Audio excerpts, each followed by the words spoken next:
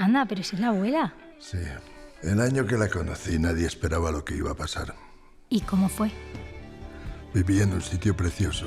Yo no lo conocía, pero se notaba que era muy feliz. ¿Y entonces fuiste a verla o no? Cuando por fin pudimos viajar, pasé con ella unos días inolvidables, porque me di cuenta de lo importante que es compartir el tiempo con las personas a las que quieres. Y sonreír. Y respirar.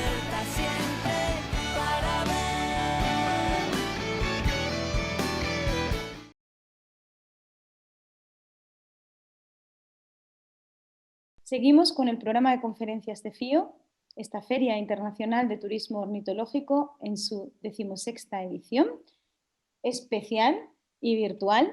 A continuación vamos a dar paso a Ruth Muñiz López, desde España, pero afincada desde hace muchos años en Ecuador. Ruth nos va a hablar del águila que reina en el dosel de la selva, el poder del águila arpía. Este águila es la rapaz más poderosa del planeta y una de las más grandes del mundo. La bióloga española Ruth Muñiz López explicará cómo los ritmos de vida en la selva son muy particulares y entenderemos cómo se relacionan ecosistemas, seres humanos, culturas y acciones de conservación. Conocer esta águila es descubrir parte de los secretos de los bosques húmedos neotropicales y acercarse al latido de su corazón selvático. Les gustará. Espero que la disfruten. Gracias.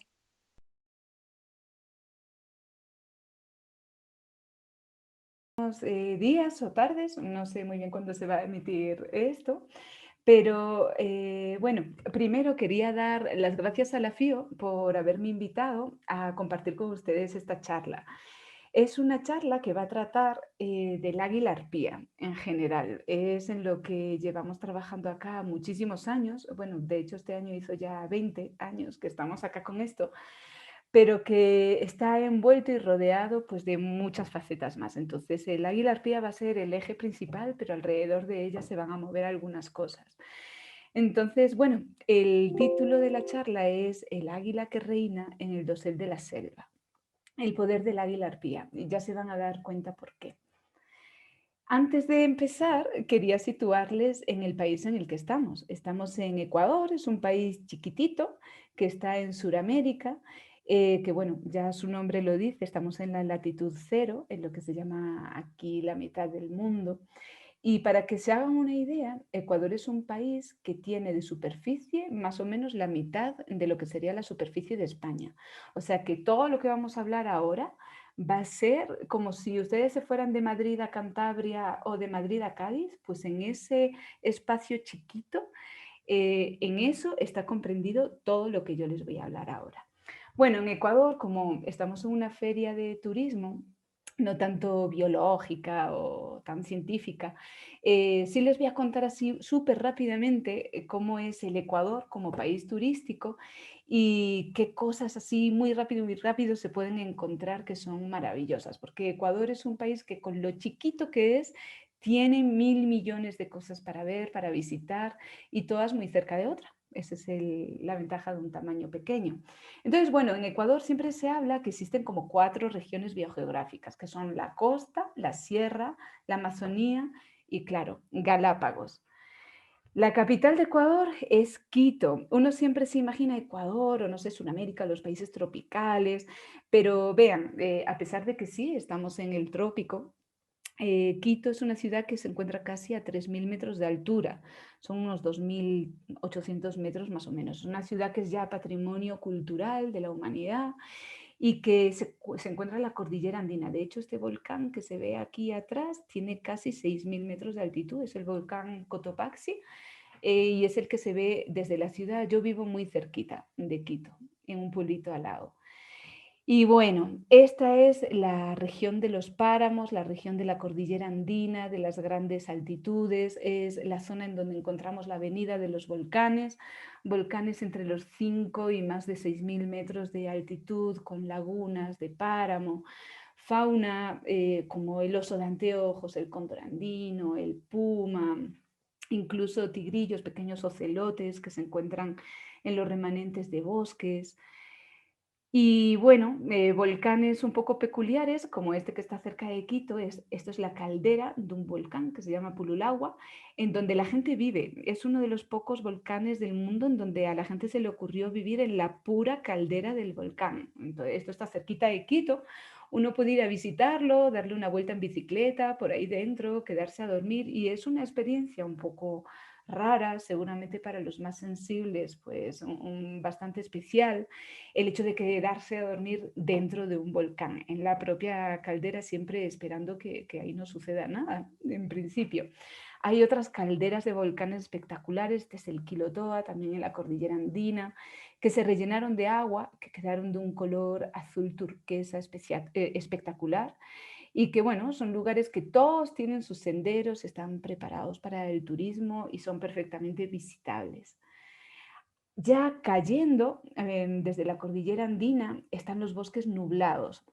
Estas son zonas que les encantan a los pajareros porque son áreas con una biodiversidad súper rica, porque el gradiente altitudinal es tan variado y los bosques son tan variados y muchas veces tan espesos que el número de especies que se pueden encontrar aquí superan a las de otras muchas regiones. Entonces, estos bosques, esto está pues como a una hora y media de Quito, ya podemos encontrar el primero, pero estos son los bosques que recorren toda la cordillera andina de norte a sur, los que caen ya de la zona de los páramos. Y cómo no, la costa, la costa también tiene unos sitios turísticos preparados en donde se pueden hacer cosas espectaculares como esta actividad, que es la de nadar con mantarrayas gigantes, agarrando una lancha simplemente desde una playa del Ecuador, o el avistamiento de ballenas jorobadas, que ocurre todos los años, desde junio hasta septiembre. De hecho, aquí en Ecuador, ya en el mes de septiembre, se pueden ver los adultos y los ballenatos, porque estas ballenas llegan aquí a criar antes de regresar otra vez al Polo Sur. Entonces es una región muy buena para hacer este avistamiento y de hecho el 100% de las veces que sales a verlas, las ves. O sea, es un avistamiento seguro. También existen sus empresas que ya están organizadas y sus protocolos para evitar cualquier daño hacia la especie. O simplemente pues irse a la playita a tomar una cervecita, un helado o lo que apetezca. Son sitios que ya están, la verdad, bastante preparados. Y cómo no, la Amazonía. Hay sitios en la Amazonía ecuatoriana que es imposible entrar, que están completamente cerrados, que las organizaciones indígenas no les interesa que entre gente de fuera. Existen todavía poblaciones de nacionalidades indígenas que no están contactadas. Entonces, esos son sitios no visitables, pero sí ya existe una serie de lodge, de cabañitas, en donde se puede ir y tranquilamente pues te vas en tu canoita o en avioneta, según el caso también por carretera. Y sobre todo lo que se suele hacer ahí es avistamiento de fauna. Son sitios también que están súper preparados y el turismo ornitológico es uno de los que más llama este tipo de servicio. Y bueno, ya Galápagos, que es la otra región, yo creo que es indescriptible. O sea, no hay palabras para definir este lugar maravilloso para visitar. Es un lujo poder tenerlo acá en Ecuador. Es una zona que para los amantes de la fauna o de los paisajes insulares o de todos los procesos de los ecosistemas insulares, pues, es una zona que da muchísima información, aparte de todo lo que hizo Darwin aquí. Es un sitio histórico que tiene mucho que dar y bueno, va más allá de cualquier expectativa, tanto haciendo caminos por tierra, como buceando, como yendo en un barquito. Galápagos es como la joya del Ecuador, yo creo. Y bueno, a nivel de especies, a todos los que están interesados en el mundo de las aves, Ecuador, a pesar de que es tan chiquito, o sea, acuérdense que todo esto ocurre en lo que sería la mitad de España. A pesar de ser tan chiquito, es un país que tiene casi 1.700 especies ya de aves descritas. Algunas de ellas están en peligro, como en todos los países. 300 solo se pueden ver acá en el país y ese es el ejemplo de ese colibrí chiquito que les puse ahí. Es un colibrí de páramo, de zonas altas de la montaña que se descubrió además recientemente el año pasado. Y bueno, en cuanto a las aves rapaces, a todos los rapaceros, acá podemos encontrar prácticamente 100 especies, que no son pocas, entre diurnas y nocturnas. Yo les voy a hablar de una de ellas, que es el águila arpía. Este águila, bueno, siempre me gusta de esta foto, que es una foto de Pete Oxford, señalar el tamaño impresionante de la pata, del tarso y de la garra con respecto al cuerpo. Estos son águilas saliendo de su árbol del nido, una hembra. Este águila es el águila más grande del continente americano y es una de las 4 águilas más grandes del mundo también, pero de todas ellas es la que tiene más fuerza en las garras. Por eso es la más poderosa del planeta.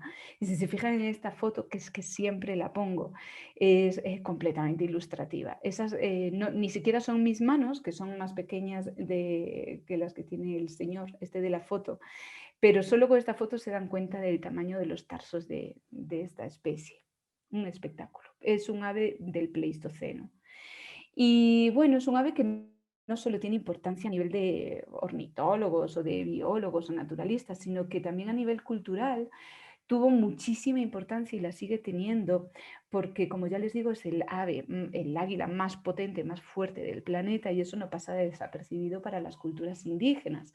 Entonces, a lo largo de todo su área de distribución, por ejemplo, es una estatuilla de oro de Costa Rica, podemos encontrar restos arqueológicos que hacen referencia a esta águila, que es considerada por ellos como un espíritu del aire.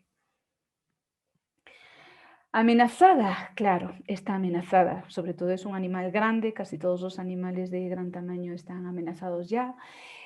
A pesar de esto, la IUCN o la UICN la considera de menor riesgo a nivel global, aunque ahora sí les voy a hacer un comentario de esto más adelante.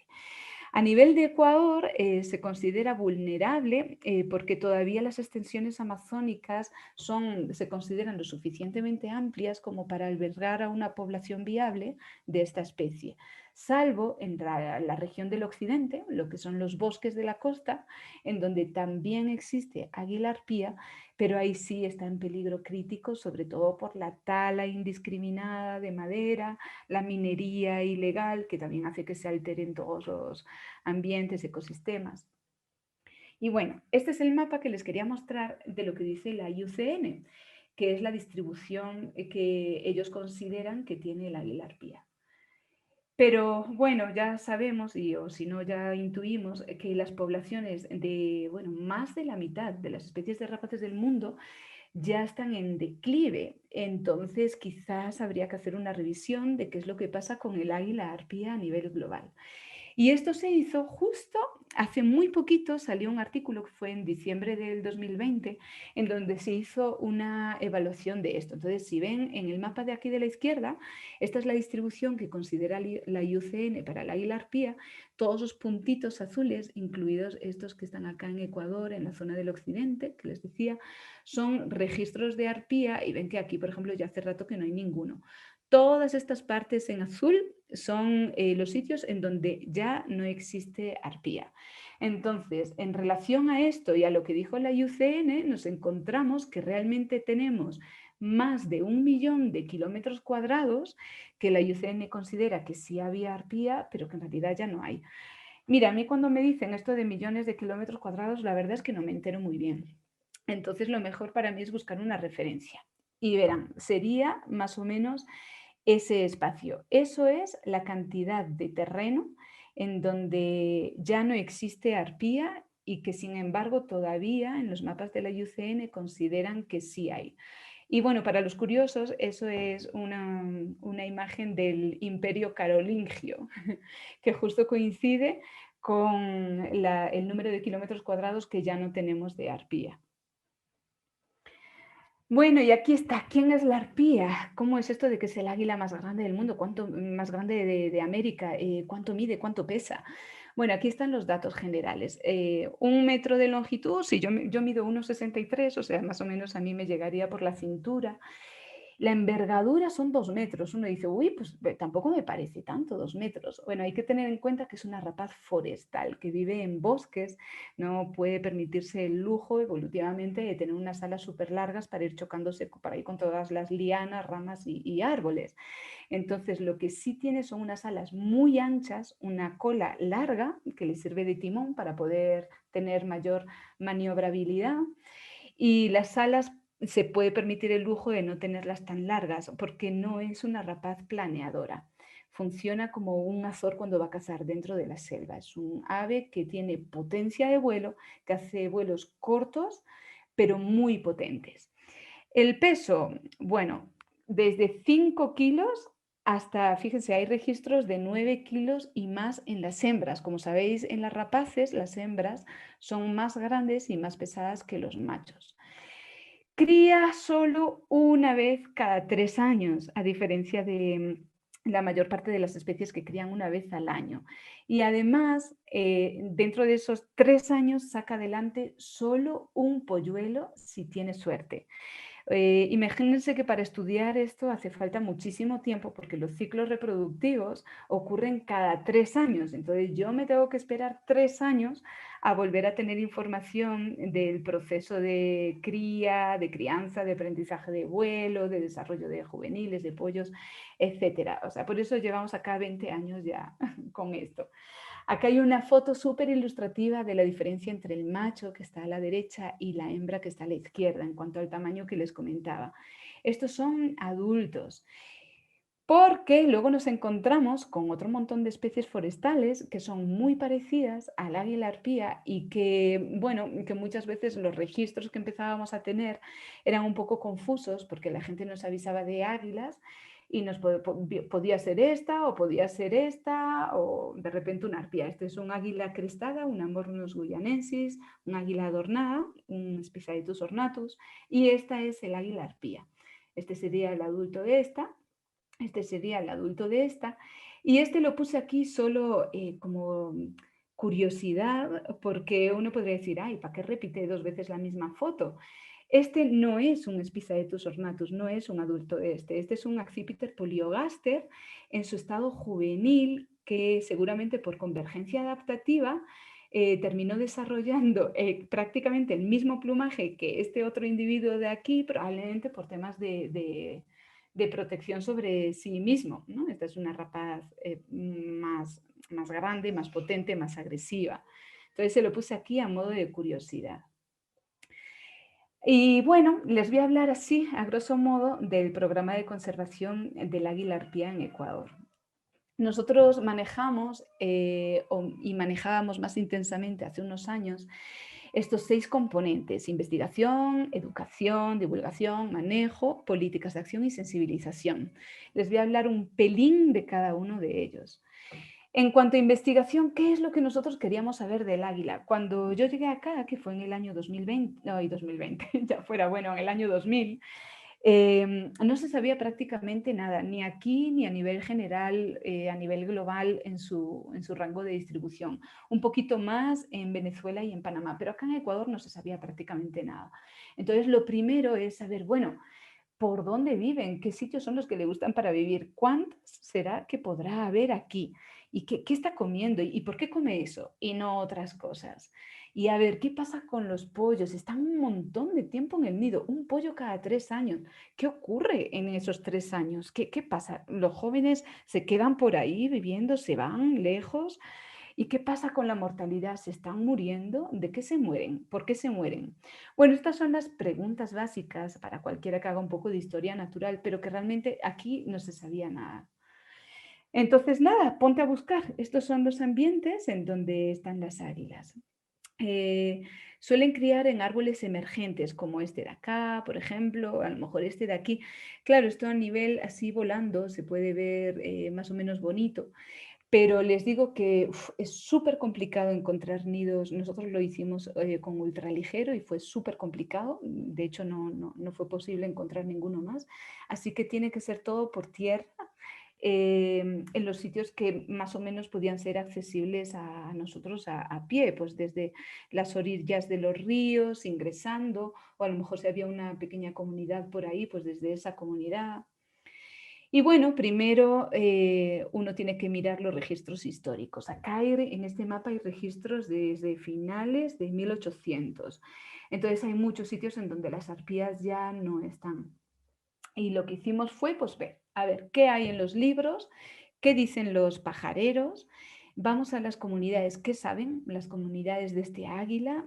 ¿Hay algún registro en algún museo? Estas son águilas de un museo de Washington, no es acá en Ecuador. Y bueno, vamos a ver qué pasa, vamos a recorrer las zonas con la gente y a ver qué es lo que nos vamos encontrando. Yo les digo una cosa, en estos sitios de la Amazonía, en donde hay muy poquita densidad de población, en donde no entran investigadores prácticamente, ni gente, y tampoco turismo, es muy difícil registrar especies como el águila arpía, que están en una relativa baja densidad, si no se cuenta con la gente. Es muy complicado. Te puedes pasar haciendo transectos y transectos y transectos y nunca vas a encontrar una. La gente es la clave. Entonces, ¿a dónde nos fuimos nosotros? Pues si este es Ecuador, nos fuimos a estas 4 regiones, a esta de acá, estas 2 son amazónicas, este es un bosque de ladera andina y este es el bosque del Chocó ecuatoriano, que son estos de la costa que les digo que están muy amenazados por la tala. En la región amazónica, claro, la gente que vive allí, hay una riqueza cultural extraordinaria. Hay como 9 nacionalidades indígenas diferentes, cada una con su idioma. Esta es una imagen de un compañero achuar. Son comunidades muy chiquitas en donde muchas veces, pues, según cómo entres ahí, te quedas o te tienes que ir por las mismas. Tienes que ser muy cuidadoso con su cultura, con su forma de vivir, con el acercamiento que tienes y también por el interés que muestras hacia sus propias vidas, hacia cómo está su familia, qué necesidades tienen, o simplemente hablar o hacer el payaso ahí un rato, pues para echar el rato con la gente. Estos vínculos de confianza son fundamentales para que luego podamos hacer un trabajo conjunto. Vean, vean si esto no es frustrante. Llevamos acá 20 años y tenemos 23 nidos activos. Si uno que me está escuchando está ahí trabajando con Águila Real o Peregrino o cualquier otra especie de ahí de España, pues se echará las manos a la cabeza. O sea, aquí prácticamente vamos a nido por año. Es muy complicado encontrar áreas de nidificación activa. Pero bueno, para nosotros es un logro, claro. ¿Cómo hicimos para localizarlo? Siempre fue gracias a la población local. Hacíamos rutas de pesca o rutas de cacería con ellos. En el momento en el que encontrábamos o escuchábamos un individuo, ya pues todos aprendían la vocalización como era y luego era un poco más fácil localizarlo. Y con muchísima paciencia, con muchísimos kilómetros de caminatas por ahí en los bosques, que también son acompañados de muchísimas aventuras, todas increíbles, ya se pueden imaginar, pues así fuimos encontrando los nidos. Esta es una imagen de la gente del Chocó ecuatoriano, que son, todos pertenecen a la cultura afroecuatoriana en esa zona. Hay otras culturas, pero bueno, en la que nosotros trabajamos fue en la afro, que es como una pequeñita África metida en ese espacio. ¿Y qué es lo que encontramos así, esto, después de todos estos 20 años? Bueno, a las águilas les gusta criar en árboles emergentes, los que les hacen poder vigilar todo lo que ocurre alrededor.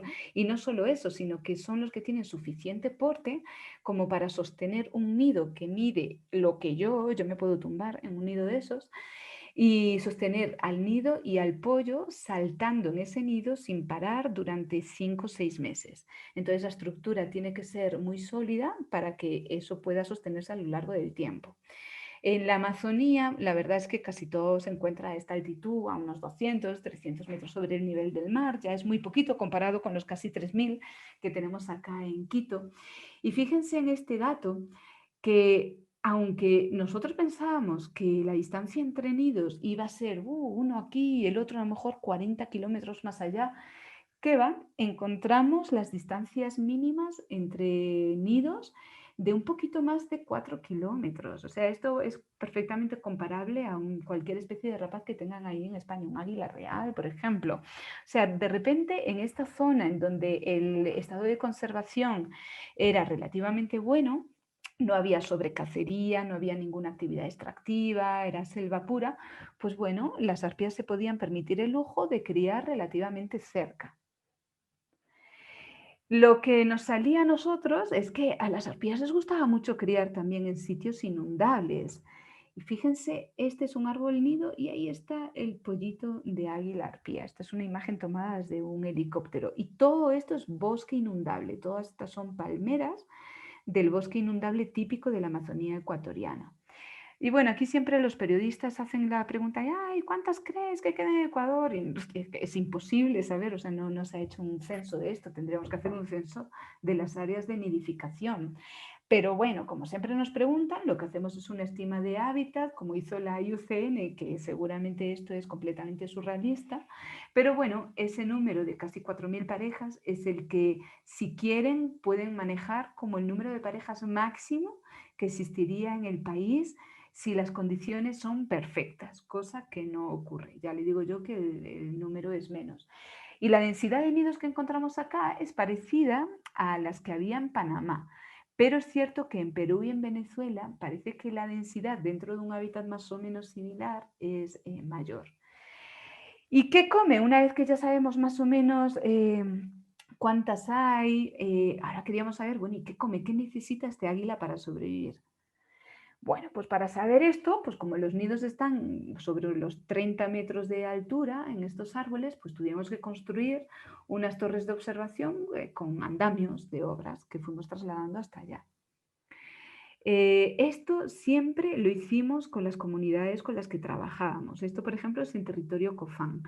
Construimos las torres con ellos, decidimos los sitios con ellos. Muchas veces la gente no sabe hablar español o no sabe escribir. Eso no debe ser una barrera porque integrar a la gente en los programas de conservación es fundamental si queremos que tengan éxito. Porque una vez que nosotros nos vayamos, si ellos no estuvieron implicados o no tuvieron el proceso de aprendizaje conjunto junto con nosotros, que también queríamos saber qué era el águila arpía, pues la gente de las comunidades también. El aprendizaje fue a la par, hicimos pues lo que pudimos ahí para que ellos también tomaran sus notas de campo, se formaran como biomonitores. Si no sabían escribir, pues bueno, a lo mejor la hija sabía escribir un poco y hacíamos las traducciones de lo que estaba escrito en Cofán con lo que nosotros necesitábamos en castellano. Y bueno, era la gente de las comunidades indígenas las que tomaba la información junto con nosotros. En realidad para esto no contratamos más biólogos. Queríamos que el trabajo se hiciese siempre con la gente de la comunidad. Entonces, bueno, sí llevábamos voluntarios de universidades para que también aprendan un poco del manejo del programa y imprimimos algunas guías de aves para que la gente también supiera identificarlas y darles el nombre que nosotros necesitamos como científicos y que ellos participen plenamente de las observaciones. Y bueno, aquí empiezan a aparecer los primeros datos de qué es lo que comen las arpías. Recogíamos los restos de huesos o de gagrópilas que caían de los nidos. Muchas veces se pone sarán para evitar que otros animales se coman los restos. Y bueno, se iban clasificando y comparando los restos de huesos con restos de museos. Esto se combinaba con las observaciones. ¿Y qué encontramos? Pues que bueno, las arpías sí son relativamente especialistas, pero que el número de especies del que se pueden alimentar no era tan pequeño, no era tan estricto. Encontramos que había como 18 especies. Eso sí, casi todas eran mamíferos arborícolas y dentro de esos mamíferos arborícolas casi todos eran perezosos. Y después los monos. Bueno, y ya como peso, como curiosidad, estas muchachas se llevan por los aires a animales de más de 4 kilos de peso. Este dato que digo ahora siempre nos lo pregunta mucho la gente que se dedica al turismo porque les interesa saber cuándo es la probabilidad, la mayor probabilidad de encontrar un ejemplar adulto en un nido. tienen que saber que los pollitos hasta los 5 meses están ahí sin moverse. Pero los adultos, una vez que el pollo tiene 3, 4 meses, ya se acercan una vez cada 3 días, ya no es tan fácil verlo, no pasan con el pollito. Entonces, para que la gente más o menos maneje unos horarios, nosotros sí sacamos que, bueno, es en las horas de la mañana, casi siempre cuando ellos se suelen acercar y casi siempre suele ser el macho. Bueno, aquí lamentablemente también los alimentos de la arpía están todos bajo alguna categoría de amenaza. O sea, es algo que se suma más a su estado de conservación, que es realmente vulnerable. Y bueno, entonces ahora sí, los pollitos. ¿Qué pasa con los pollitos? ¿Qué es esto de que los padres estén cuidando un pollo durante 3 años? Es casi como los seres humanos. Entonces, hasta que se hizo este estudio, realmente no había datos cuantitativos. Sí se sabía que el periodo de dependencia de juveniles era muy largo, pero no había datos cuantitativos. Así que, ¿qué hicimos para tenerlos? Pues le pusimos emisores satélite a modo de mochila a las águilas, a los pollos, a los juveniles. Esto es, un pollo, esto está en la espalda, lo que pasa es que el pollo está mirando para atrás. Entonces se le pone una mochilita en la espalda, esto es un emisor GPS, colocamos la trampa en el árbol, esto es con nuestro compañero Alexander, es un veterinario venezolano que lleva el programa de conservación del águila arpía allí en Venezuela. Y nada, colocamos aquí la trampa, capturamos al pollo y le ponemos su mochilita. Y a partir de ahí empezamos a recibir datos. Estos emisores nos los proporcionó, bueno, la Universidad de Alicante, a través de la Universidad de Alicante. Bueno, ¿qué pasó? Que los pollos están en su sitio hasta que tienen, fíjense, 28 meses de vida. Estos son 2 años, de ahí no se mueven. Cuando la gente de la universidad veía esto, les parecía un coñazo absoluto. Claro, y preguntaban, oye, ¿pero qué pasa con ese pollo? ¿Está vivo? ¿Está muerto? Si es que no se mueve. Es que, claro, tenemos que cambiar el chip. Estamos hablando de una especie súper antigua, evolutivamente, en un ambiente súper homogéneo, que necesita muchísimo tiempo de aprendizaje para sobrevivir y que hasta los 2 años ni siquiera está preparada para hacer vuelos que aseguren su supervivencia. Ya no te digo cazar, porque es dependiente de los padres todavía durante este tiempo. Entonces, hasta que tiene 2 años, el pollo está en el nido. ¿Qué quiere decir esto? Que para la gente que visita los nidos es una oportunidad magnífica porque sabe que si cuida bien el nido va a tener la oportunidad de ver este animal durante 2 años con probabilidades muy altas. Y ya ven, después de esos 2 años, lo máximo que se fue este juvenil fueron 35 kilómetros y luego comenzó como a regresar otra vez al área de cría. Así que realmente el águila arpía es una de las especies que tiene este periodo de dependencia juvenil más largo del mundo. ¿Qué pasa con los territorios de los adultos? Imagínense, si un pollo necesita estar en su nido y en su área del nido más de 2 años, imagínense la importancia que tiene el territorio paternal para el buen desarrollo y la supervivencia de los juveniles. Necesitamos que estos territorios estén súper bien conservados y sufriendo las menores alteraciones posibles para asegurar la supervivencia de los juveniles. Y bueno, ¿de qué se morían? ¿Qué pasa con las muertes de las águilas? Vean, un águila adulta, de águila arpía, ya si llega a adulta es difícil que muera después de esos 3 años de aprendizaje, después de haber conseguido una pareja, de empezar a criar, es difícil que muera. Y si lo hace, en todos los casos de adultos que nosotros encontramos fue a razón de la persecución humana. ¿Sí? O porque hubo un deterioro del hábitat que hizo que el área de cría desaparezca. Nosotros monitoreamos 53 individuos de águila arpía y solo encontramos 9 casos de muerte entre estos 53 individuos.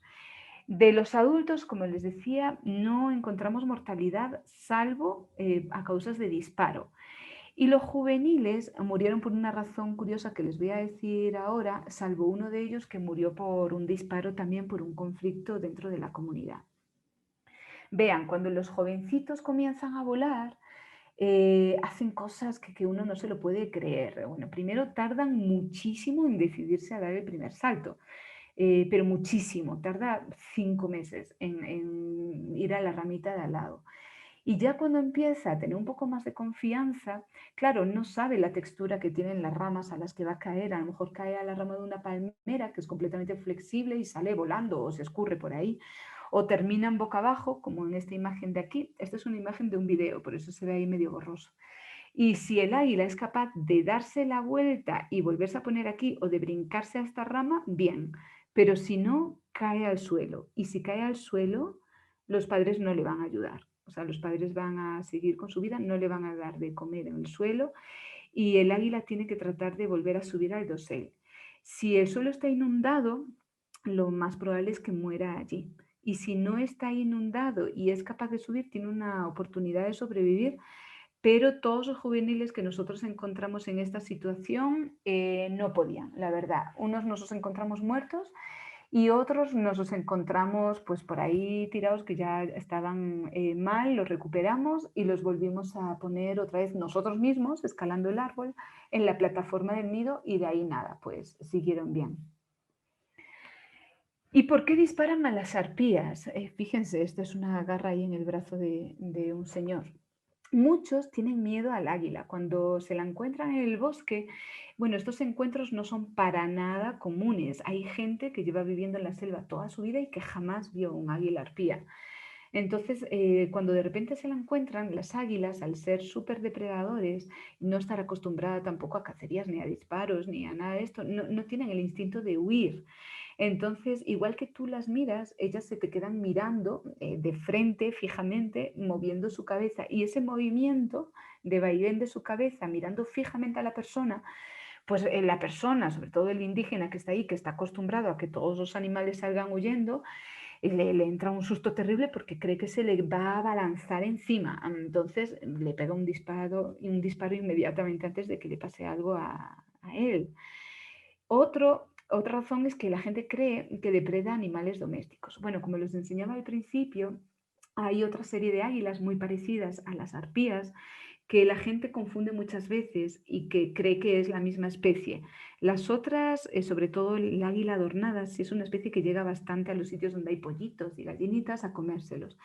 En las águilas arpías es bastante más raro, aunque es cierto que algunos juveniles, como saben, los juveniles andan probando todo. Cuando son pequeños, aparecen de repente en medio de un pueblo, al lado de una carretera, por ahí comiendo una gallina, pues hacen cosas y están en su proceso de aprendizaje. Entonces la gente les dispara.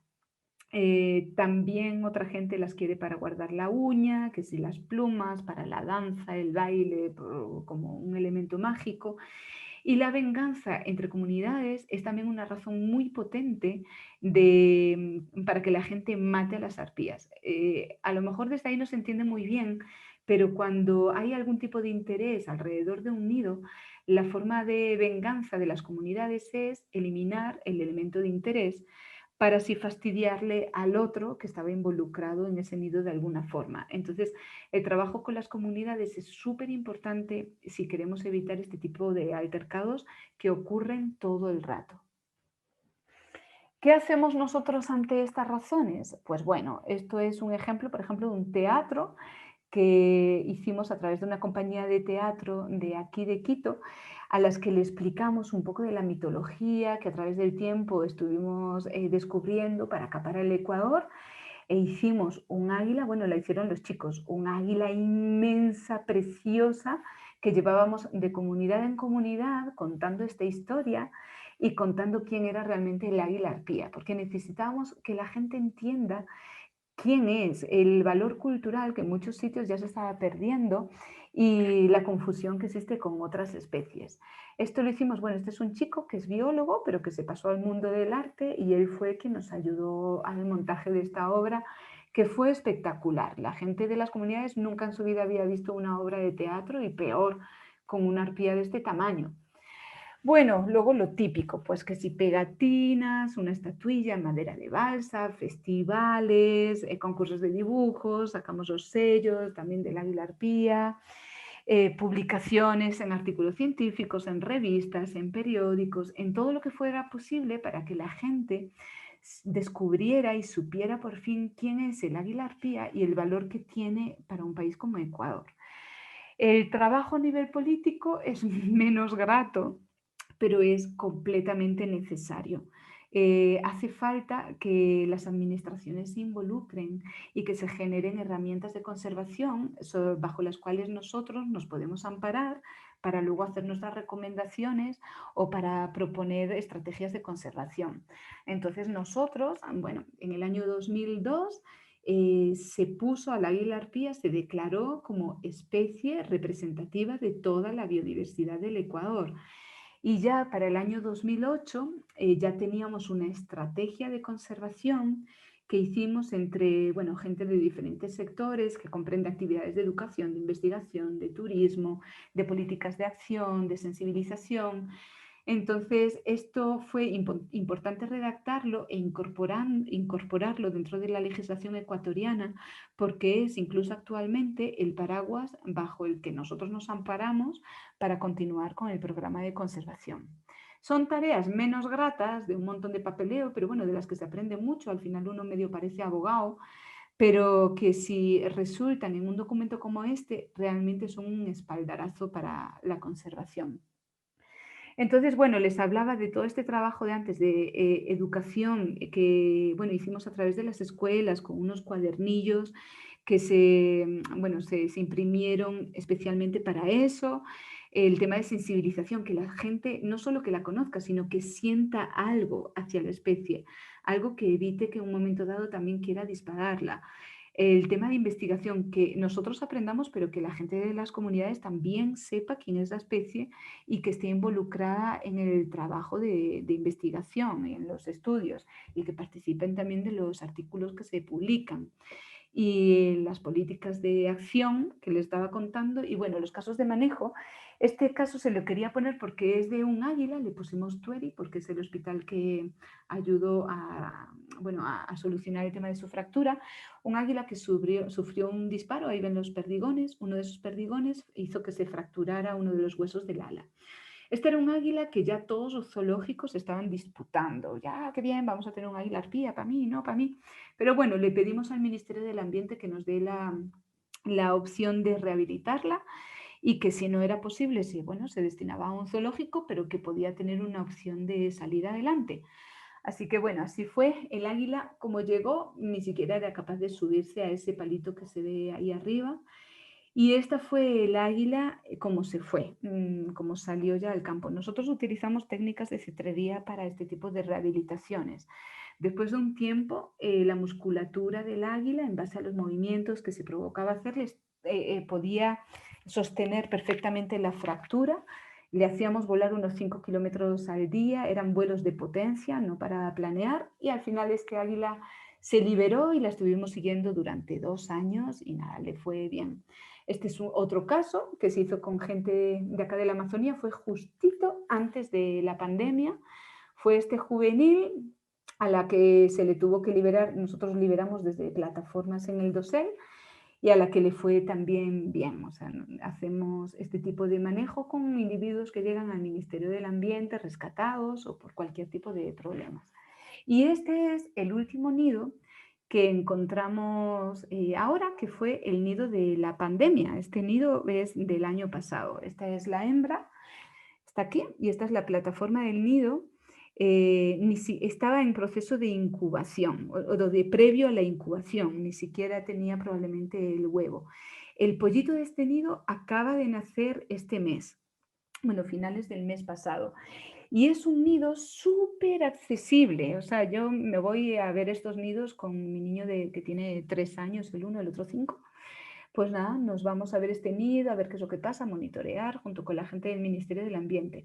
¿Qué pasa? Que como es tan accesible, todas las compañías de turismo que ahora mismo están, claro, tal y como está la situación, están deseosas de tener una actividad que sepan que la gente va a querer seguro, que es como un bombazo. Pues claro, están todas detrás de este nido, pero existen unos protocolos de seguridad para evitar que el área de cría se deteriore o que ocurra algún daño o que la pareja abandone el área de cría o cualquier tipo de alteración, un protocolo que hay que seguir.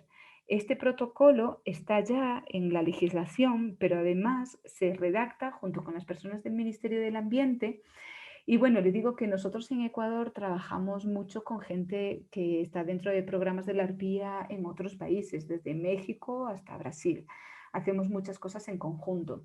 Entonces, es súper importante que si alguna vez ustedes van a visitar un área de nidificación de arpía, sepan que sí existen unos protocolos y que tienen que asegurarse de que sus guías o sus compañías de turismo son conscientes de ese protocolo y que lo cumplen. Yo, o sea, como turista, estaría muy decepcionada si me hacen visitar una zona y luego me entero de que por mi culpa ocurrió algún tipo de altercado en un área de nidificación. O sea, no me gustaría para nada eso. Entonces es importante que todos nos informemos muy bien de cómo son las normativas y los protocolos para visitar fauna silvestre. Ya les digo que en Ecuador existen y en casi todos los países en donde estos nidos son visitables siempre hay algún tipo de regulación.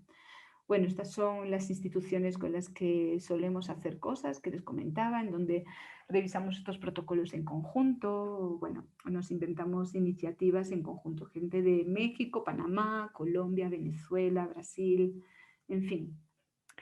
Y nada, quería acabar aquí dándole las gracias, como siempre hay un montón de gente que agradecer. Estos trabajos nunca son individuales, son trabajos en equipo en donde participa muchísima gente que nos ayuda desde la difusión, como ahora mismo estáis haciendo vosotros ahí desde la FIO, al conocimiento, a nuestras relaciones con el Ministerio del Ambiente, las organizaciones indígenas, nuestros financiadores, a todos ellos siempre y por supuesto a los voluntarios que nos acompañan. Muchas gracias por la colaboración. Y bueno, dejo como final esta fotografía, una preciosidad de un compañero de Brasil. Es una arpía en la noche ahí a la luz de la luna. Así que muchas gracias. Esto es, en resumen, el programa de la arpía acá en Ecuador. A finales de este mes o principios del otro estaremos otra vez en el nuevo área de cría para saber cómo le va al pollito nuevo.